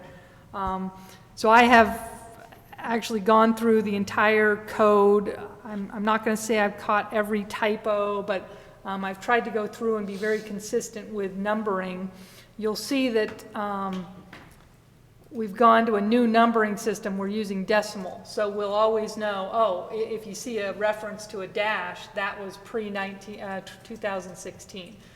So in 2016, we're going to this decimal. So I just wanted to familiarize you with the website and also help you understand why I need the Planning Commission's help. But basically, this part up here, they call it the banner. Again, this is the zoning code. You can go back to the books, and then you just go back to the zoning code right there. And that's pretty much format. So any of Municipal Code Online, if you go to any of their clients, it all looks like this, just different colors. And we picked blue. What's the website again? It is centerville.municipalcodeonline.com.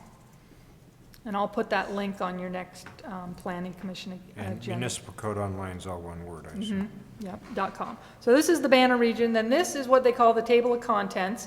And since our zoning code is Title 12 of our municipal code, it doesn't have any, the title is Title 12, and so these are all the chapters. We have 68 chapters, okay? So all of our chapters are in here. So you can go to the chapter here, you could go to this chapter, enforcement chapter, so it's kind of nice. So on this chapter, you'll see if you click on, well, what I do like here, if you click on any one section, like let's say we'll go to this section, then the table of contents is expanded for that one section. So you can see the entire, all the sections in that. Or you can click this little button and then it expands it. Now, whenever I click in here, I like to keep my table of contents clean, so when I'm done, I kind of go back and I shut all those down so that okay, otherwise your table of contents just gets way too long. So just remember that's kind of an easy, you guys are laughing at me. Just keep it clean, and then you know exactly where you are. Okay, so this is the contents region here. And you'll see I've started to make some edits. So these are all the red line edits that I want the planning commission to review, but most of them are changing the numbering, okay? So if you could, I'd like you, when you get on and you're playing with this, is to at least read the preface, because it kind of gives how we number things. And we use a numbering system similar to the Utah State Code, where the first number is the title. So title, 1.010, the 1 would be the title, 0.01 is the chapter, and then 010 is the section. So those are our 3 levels. And in this, you only have 1 level. Your title is always going to be 12, and then different chapters. Now, the other thing I like in here, why I like this platform, is you can go over here and say, see how I'm in the chapter level over here in my table of contents? I say I want to print. And then it gives me the entire chapter. But just that chapter, I just want that chapter. Or if I just want this section, then let's use a smaller one. I just want to print this one section. And you just print that one section. The other thing that's going to be nice for staff, here is a static IP address. We can link this. So we can link it to people, like if we want to give somebody the entire chapter on signs, we just link that, put it in the email, it's done. Or if they just want to know about signs in Parish Lane, then we just send them that one section. And so then if it's updated, the link will follow the update, right? Yes, Because it goes yes. to, Right, so they'll always have that. Well, I guess if you send an email, that's an interesting question. A year ago, and then we update it, the link, I don't know if that's a good question. Should point to the same place. Yeah, oh, right, that's true. Yeah, what he was saying is it points to the section, yeah, that's right. So it wouldn't change unless, for instance, we made a change to the title or the numbering or something. Yeah, so it would. So, yeah, we're wondering, is it mobile? Because, Yeah, does it go with the iOS system? Because I'm having a hard time pulling it up on my yeah, iPad. my iPad's not doing it very well. It should be. I got it up, it's just not fancy, the numbers. Oh, You will have, depending on the writing, conversion to different browsers and different, Android versus Apple, you're going to see a shift in its change due to the way it's structured. yeah, that's too bad, because I know he always says when I'm going in, because see, I can draft, and he always tells me to use Google Chrome. So I will ask about that and when they might get more fancy with the iOS devices, because we definitely use a lot of those. no one uses Apple. You got to get approval from the ghost of Steve Jobs in order for it to work. So. Yeah.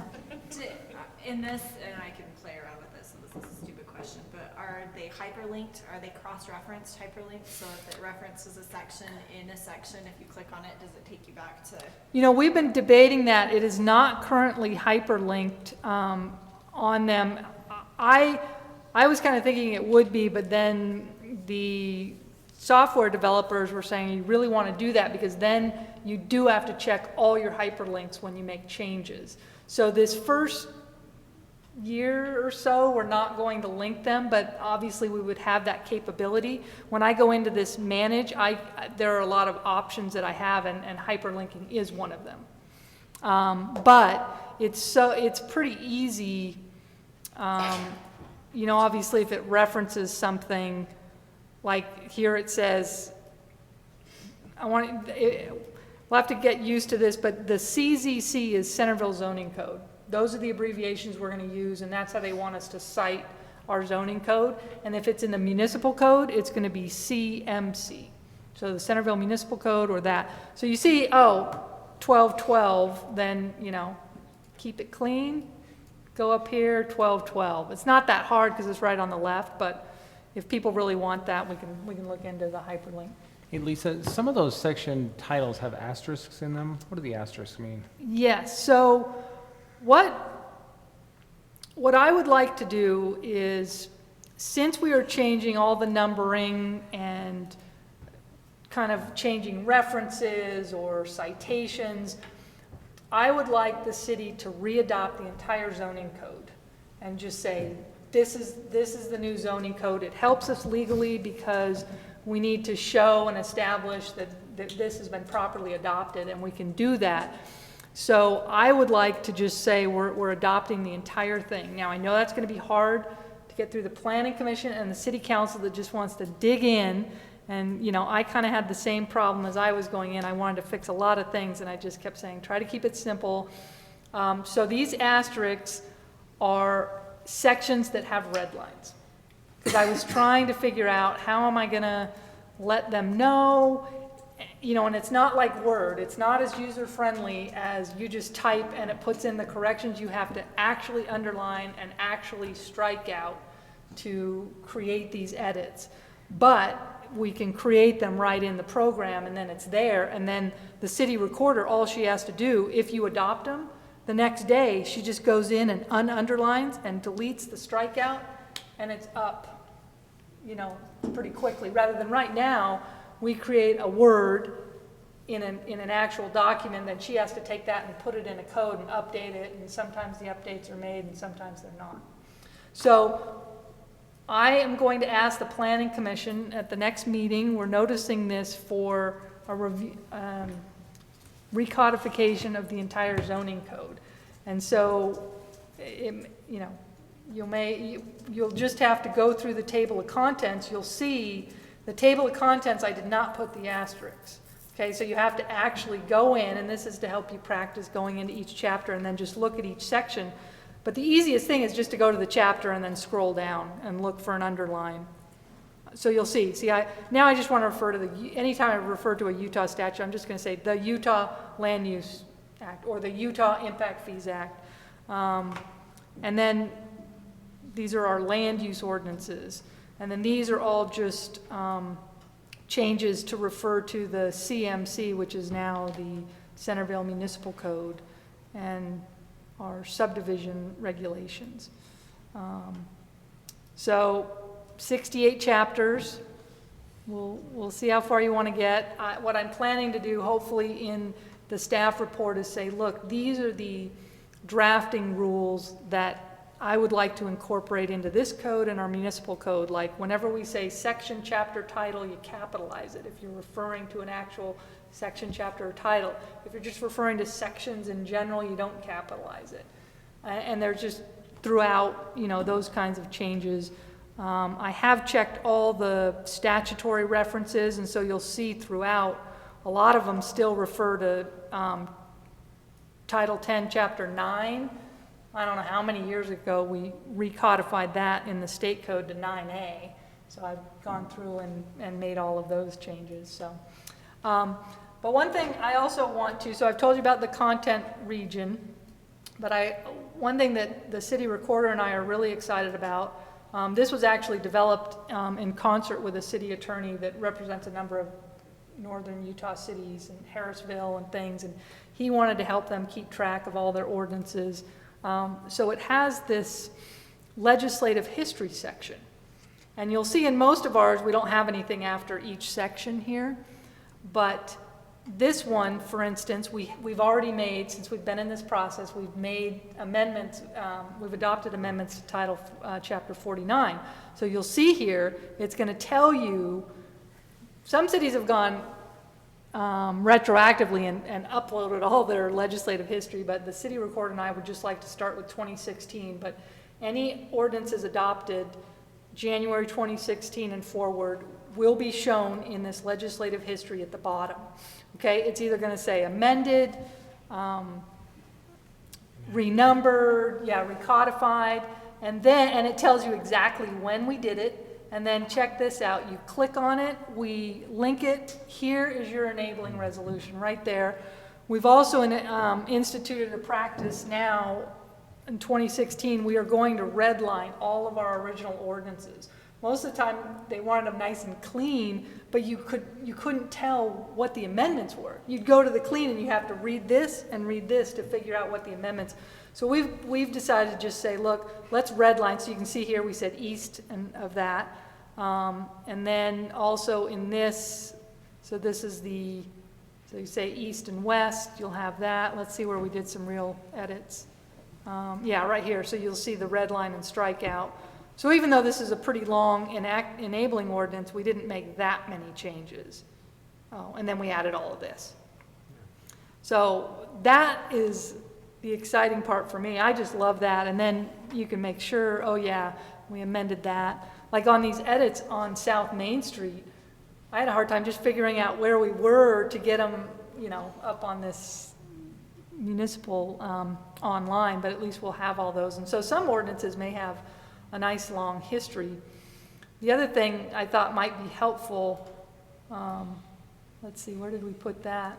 I think in the zones established, in order to keep track of all of our zoning map amendments, I just put in a new section here. We'll see how it goes, but just saying, look, any amendments to the zoning map are going to be referenced in the legislative history here. So we can have all of our zoning map amendments here and saved, and then you can just link to them and download it and do whatever you want.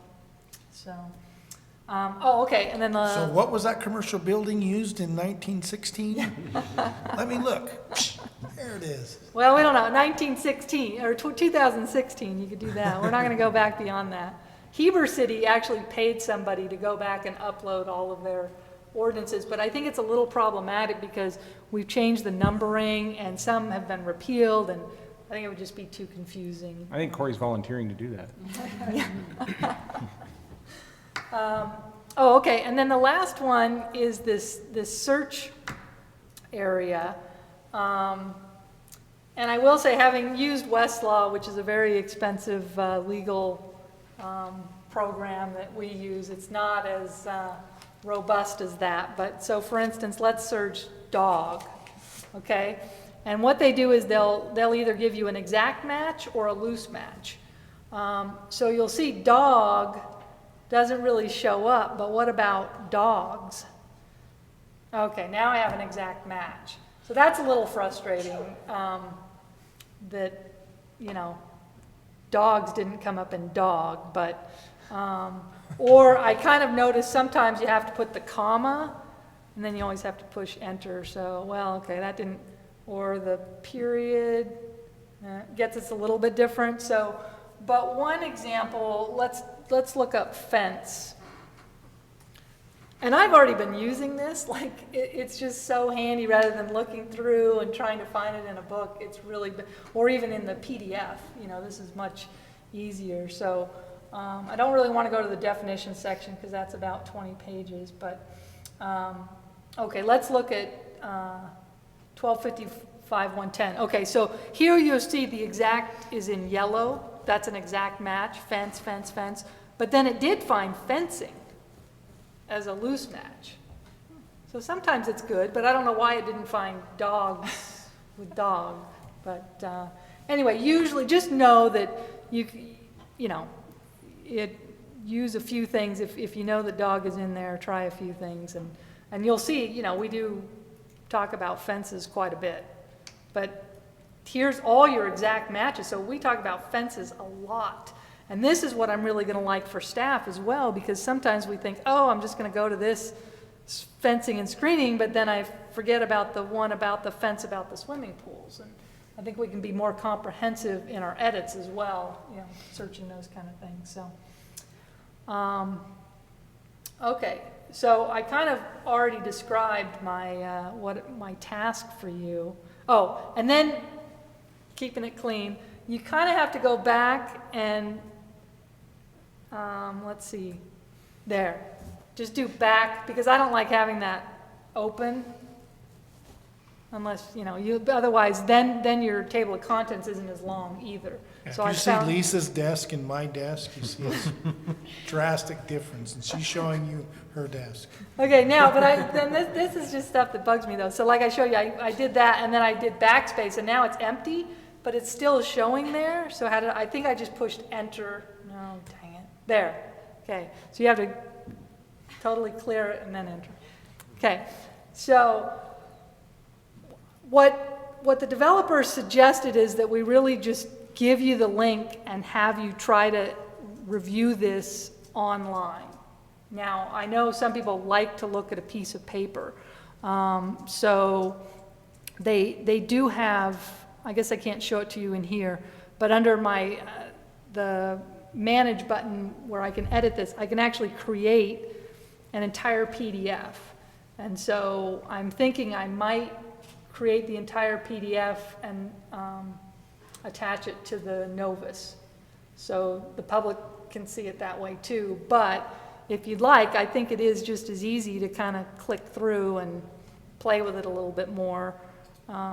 You know, it's not highlighted as much in red, but hopefully you can see the changes. But there will be a PDF version, I'm pretty sure. Do any of you want that? Definitely on the, I think we're gonna need it for the record, so it'll probably be on there. It'll be easy to read on my iPad. Yeah, well, I hope so. Actually, I think I would like a PDF, and I say that because while I love this interface here on your laptop, It doesn't. I've been playing with it on my iPad, and I gotta tell you, the lack of hyperlinks, because I don't have the little left-hand table of contents, so if I No. drill down 3 and I have to go find something, I have to go back, over, no, back, and over, and it's, on this, I think it's gonna be more difficult to use.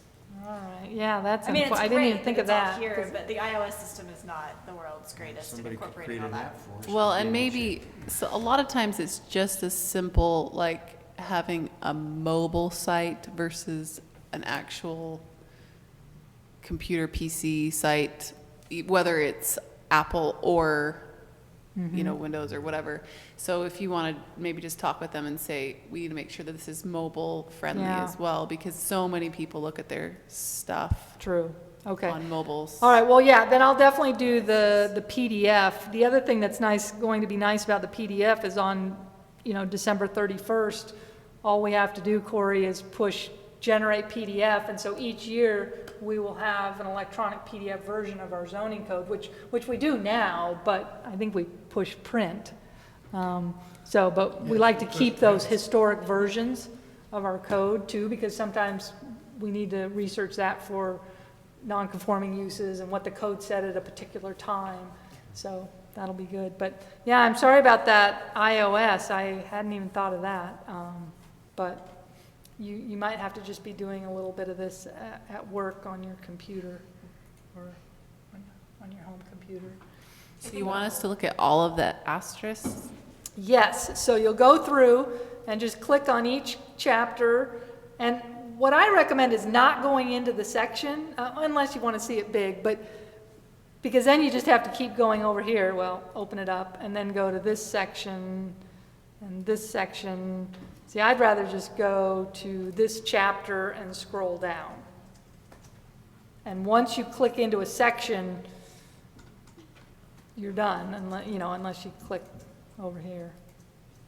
So, but, and I will say, I already know that the well, we've worked really hard with them on the tables. The tables, they don't really want a lot of pizzazz in them. We're still negotiating that. And I do know that on some of our maps and things, they're just not even readable because they are just pictures of something. They're not the actual file creation. Now this one looks pretty good. This is the lot type. Corey prepared these, but I think he actually prepared them in Word and generated it to a PDF. But like, let me show you one. Oh, and this was the other thing. I don't know if you like this and we can talk about it, but I went ahead and put all the maps and tables and charts at the very end of each chapter, and we just started with the number 300. Right? So in every chapter, you're just going to know the maps and the tables and the charts are down in the 300 series. If you don't like that, if it seems weird, people aren't going to get it, we can do that. But like on this, you can't really even see. It does have a zoom feature, doesn't it? Yes, you can, or you can even, but it just doesn't, oh, I did that, yeah, that's not gonna, I think it has it right here. That just makes the text bigger. Oh, okay. There's no text, so. Yeah, and these aren't, but anyway, what I thought is once we adopt all of these, we need to go back, like this is gonna be out of, that's no longer a number, but I can't edit this picture because it's just a picture. in our zoning book, and I don't have the original file. Yeah, so what we'd have to do, in my mind, is go back to our GIS system, recreate that map, and then present it as an edit, so that it's in an original format. Yeah, in a really clear, now the other thing they said you can do is you can actually put a link to, That's what I was gonna say, just a hyperlink to where. and we I have was it. thinking of doing both, because he said if you want the really, like CAD drawing type, you put the link, but then you don't see it. So I was thinking of doing both, like saying, look, here's the picture. If you want a detailed, professional version, click here. Yeah. And then we'll have our GIS guy go through all of these maps and do it better. So I know that's there, but we're not gonna fix that this first time around. We're just gonna feel lucky to get it up and, hopefully have everything where it's supposed to be. For So, what it's worth, like iOS system, whatever, notwithstanding, I think that this is a fantastic idea. I think it's gonna be helpful for us, I think it's gonna be helpful for the public. Absolutely. Thank you for doing this. Yep. well, that's what we're hoping. And at the municipal attorneys conference, the Utah League of Cities and Towns said, you guys putting your PDFs, that's not searchable, that's not transparent, and, you need to get up to this. And so I was really glad we were already going this direction, and trying to make it, more user-friendly for everybody. But, I will miss my paperweight. well, sometimes you still want to go to the book, but if you do, like I said, you just go up here and you print, and you just want to bring that section, and then we won't have to send out updates because what happens is the planning commissioners really never update their books, and so then when we get them back, we throw that whole thing, and then we just start over, so. Yeah, for those of us who are in the profession, we go to a town's website and look up their municipal code. If they have something like this, that raises the level Yeah. of sophistication for that particular town quite Good, high, all in my right. view, so it's a good thing to do. Yeah, well, and it's pretty neat. We have our Novus agendas, and now we're on YouTube, and now we have a searchable, friendly zoning code. And the next thing on these books will be I'm actually working on the general plan and the municipal code at the same time, so I'm not sure which one's gonna make it on board next. That's great. So, Thank you, Lisa. thanks. Questions for Lisa? Great That's job. great. Good job. Thank you very much. Okay. So we will have a meeting next time, and Next it's time, going to Fabulous. be these. our vice chair will be excited to get this done. Yeah. I guess that brings us to our community development director's report for tonight. Lisa's covered a good percentage of it. We have a Pretty meeting much next time. there. Also added to your agenda, a Maverick, their use permit for the convenience store expired, and they failed to get under construction for, it's a number of reasons, but the main one was waiting for the dedication of the excess land for UDOT to add to the landscaping, and that needed to be done as part of their approval. And so the CUP for the store has expired because they only last for 6 months. You have to commence construction within 6 months. You'll see them constructing on their site plan approval. Their risk is that they can't operate the convenience store if we don't have a conditional use permit. And we do, at a staff level, don't see significant changes. That's up for you to decide, but they are coming back for you to renew their CUP approval. And they've already talked, you're talking about the one that, not the Maverick here, but the one down there. Down at the And- Legacy Trails. And they've already talked with you about doing the whole,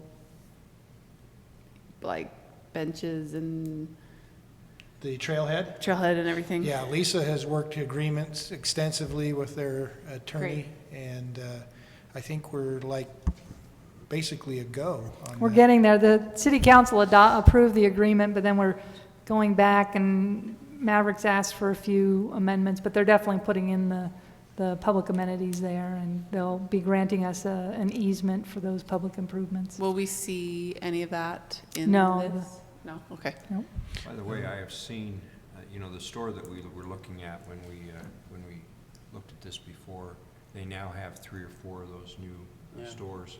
If you drive up to Cache Valley, there's one just outside of Wellsville that is really, really nice. Yeah, if Ours you won't take be the quite 200 on that North scale, exit in but- Kaysville, you have the same store Yeah, there. and they get one in Kaysville as well. And Great. they look very nice.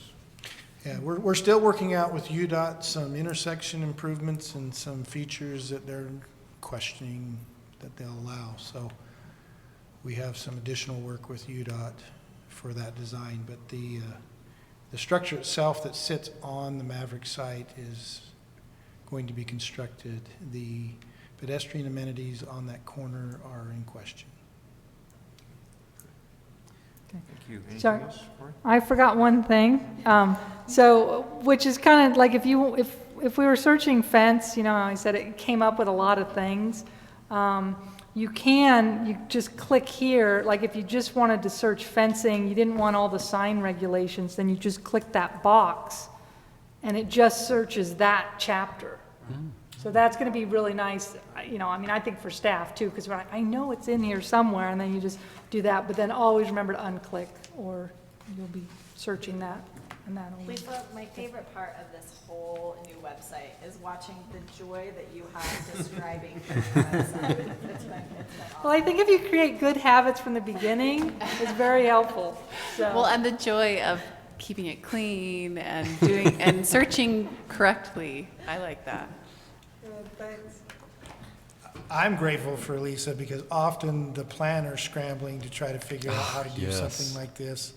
And Lisa has taken it under her wing, if you will, and, you know, fantastic job working with the consultants, pushing them to meet some of our needs. And she's just done a great job, so she should be excited and joyous over it because she's worked really hard. Well, it's going to be so much easier for staff. I mean, because we get tons of calls. Can you send me this? Can you send me that now? Yeah. It's so easy. Yeah. So That's great. it's going to be nice. Good. I'm sure there'll be some complaints as well, but so far, Well, so far it's good. thank you for your efforts on that. Anything else? Not, I move we adjourn. Second. All in favor? I Any opposed? We're adjourned. I'm excited. Thank you. I feel like I mean, I just think it's gonna be pretty nice. This is not, and I remember the visibility complexity. that's what I was trying to. And there's more that I actually didn't have, you could tell at this point I was going fast. Because I spent way more time on UDOT, and then I was like, crap, I need more time, but I didn't have more time, so my purpose was actually from the staff report. Copy this and send When I somebody read the else. staff report, and I was thinking that was gonna go to the city council. Oh, it just. And I was like, no, we need to add in all these things. Oh, yeah, Okay. Oh, yeah, let's do it.